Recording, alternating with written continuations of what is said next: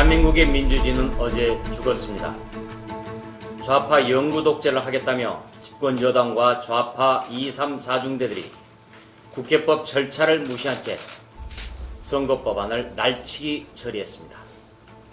모든 과정이 불법이었고 그런 점에서 원천무효입니다. 지난 4월 패스트트랙에 태웠던 선거법안과 수정안이 완전히 다릅니다. 이것은 국회법 위반입니다. 게다가 임시국회 회기도 결정하지 않은 채 선거법안을 먼저 처리했습니다. 이건 역시 국회법 위반입니다. 여기 보면은요, 물론 필리버스터가 국회법 제106조에 따르면은 필리버스터가 끝나면은 그 다음 회기에서 지체 없이 표결해야 한다라고 되어 있는데 제7조를 보면은 회기는 집회 후 즉시 정해야 한다. 즉시 정해야 한다. 따라서 제1번 안건으로 올라서 회기 먼저 결정하고 그 다음 안건을 결정하도록 되어 있습니다.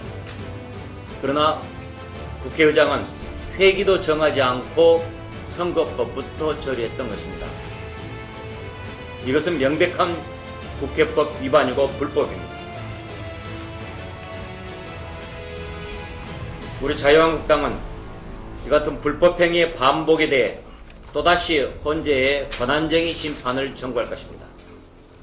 또 국회법을 위반한 문희상 의장에 대해서 재차 검찰에 고발하겠습니다. 문희상 의장 사퇴 촉구 결의안은 어제 이미 제출했습니다. 선거법안부터 먼저 처리한 이들의 검은 속내가 드디어 드러났습니다. 내 밥그릇이 먼저고 선거가 우선이지 민생은 어떻게 되든 상관없다는 것을 고스란히 보여준 것입니다. 저들의 눈에는 오직 정파적 이익만 보일 따름입니다. 우리 자유한국당은 효력정지 가처분 소송을 포함해 모든 수단으로 괴물선거 악법이 대한민국을 망가뜨리지 못하게 싸우겠습니다. 국민 여러분, 민주주의를 능욕하고 민의의 전당인 국회를 농단한 문희상 의장, 민주당, 좌파 2, 3, 4중대의 심손정박, 이들을 반드시 기억하고 심판해 주십시오. 국민 여러분이 자유한국당과 함께 해주시기를 눈물로 호소드립니다.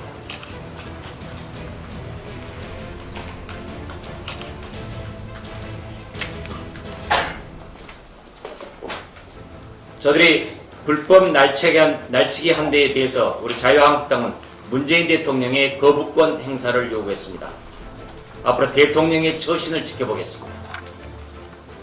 자유한국당은 이 선거 악법으로 내년 총선이 치러질 것에 대비해 불가피하게 비례정당 창당을 검토하겠다는 뜻을 밝힌 바 있습니다. 그야말로 고육지책입니다. 그러니까 이제 민주당이 비례민주당을 창당할 것이다 라는 얘기까지 나오고 있습니다. 이것은 말도 안 되는 자가당착입니다. 민주당이 정말로 비례민주당을 만든다면 정의당, 대한신당, 추진파, 바른미래당, 당권파, 민평당, 이들은 엄청난 배신감을 느낄 겁니다. 21대 국회에서 그들이 비례로 얻을 의석을 민주당이 탈취하겠다는 속임수를 쓰겠다는 것인데 그들이 가만히 있겠습니까? 정의당 등 1+4의 네 세력은 민주당에 요구해야 합니다. 비례민주당을 만들 것인지 안 만들 것인지 국민 앞에 천명하라고 말입니다. 민주당이 비례민주당을 만들지 않겠다는 약속을 하지 않는다면 민주당의 속셈은 뻔합니다. 공수처 법안을 먼저 처리한 다음에 슬며시 비례민주당 만들어서 다른 군소정당들이 먹을 비례의석을 내년에 차지하겠다는 그런 검은 속내입니다. 정의당 등이 민주당 등이 실컷 들러리를 서고 난 다음에 민주당한테 뒤통수를 맞을 가능성, 여러분은 어떻게 생각하십니까? 이 괴물선거화법 속에는 온갖 폐단이 다 들어있습니다. 첫째, 18세 선거연령 인하 관련 문제입니다. 무엇보다도 국민적인 공감대가 전혀 형성되어 있지 않은 상태에서 이 법안이 처리됐는데 그에 대한 준비는 전혀 되어 있지 않습니다. 선거연령 인하는 무엇보다도 학제 개편과 밀접하게 관련되어 있습니다. 그런데 지금까지 그 어떤 논의도 진전되어 있지 않습니다. 선거연령을 18세로 낮추다 보니 이제 고3교실, 그야말로 선거판, 정치판으로 전락할까 두렵습니다. 난장판이 될지도 모르겠습니다. 당장 내년부터 전국 고교에서 인원고 사태가 발생할지도 모릅니다. 우리 학생들은 좌편향 전교조 교사들로부터 씻을 수 없는 상처를 입게 될 것이 불보듯 뻔합니다. 지금까지 정개특위에서 18세 인하를 논의했지만 채택하지 않은 것은 바로 이런 부작용 우려 때문이었습니다. 민주당과 좌파 2, 3, 4중대들이 자신들한테 유리하다면 이 나라의 교육 현장이야 어떻게 되든 상관없다는 발상입니다. 민법상 만 19세에 달하지 아니한 미성년자, 이들이 선거법을 위반할 경우 어떻게 처벌할 것인지에 대해서 정해진 게 없습니다.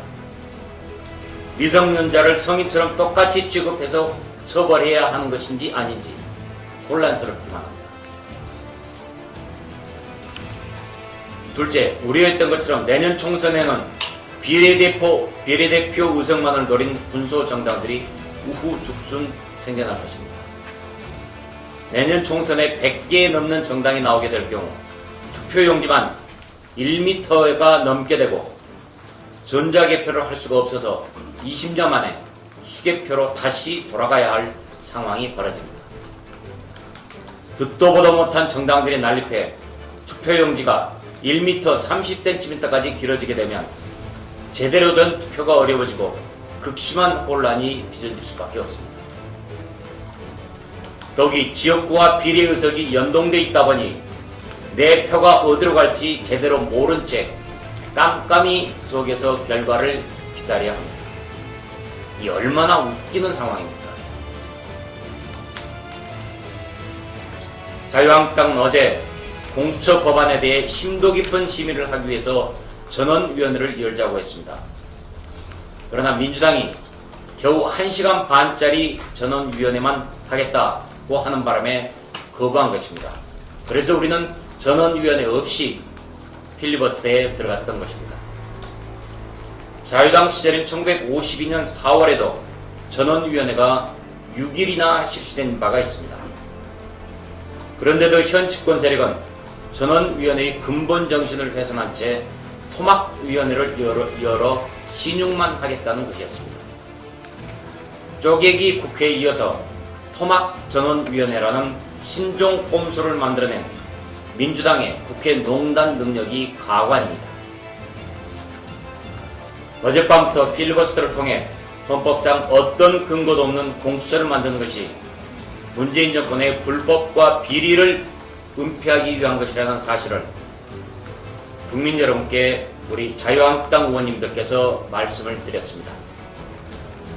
국민들께서는 공수처가 왜 태어나서는 안 되고 왜 위헌이며 공수처가 생기면 어떤 일이 벌어질 것인지를 충분히 아셨을 것입니다. 검찰이나 경찰이 고위공직자 범죄 혐의를 인지하면 즉시 공수처에 통보해야 한다라는 어처구니없는 조항이 있었습니다. 또 공수처가 사건 이첩을 요구하면 반드시 따라야 한다는 조항도 악법 중에 악법 조항입니다. 이렇게 되면 공수처가 엿장수 마음대로 사건을 뭉개버려도 그만이고 수사를 과잉으로 해도 막을 길이 없습니다. 이런 악법 중에 악법을 국민 여러분께서 어떻게 용납하실 수 있겠습니까? 이런 악법을 밀어붙이는 여당의 배후에는 문재인 대통령이 있습니다. 여당 내에서도 이런 문제점을 지적해도 당 지도부는 대통령의 관심사안이 어쩔 수 없다라며 묵살한다고 합니다. 바른미래당 당권파 등에서도 공수처는 헌법에 어떤 근거도 없고 헌법기관인 검찰의 상위 기관으로 행세하면서 권력형 범죄를 멋대로 주무르도록 해서는 안 된다고 하면서 반대하는 분들이 적지 않다고 합니다.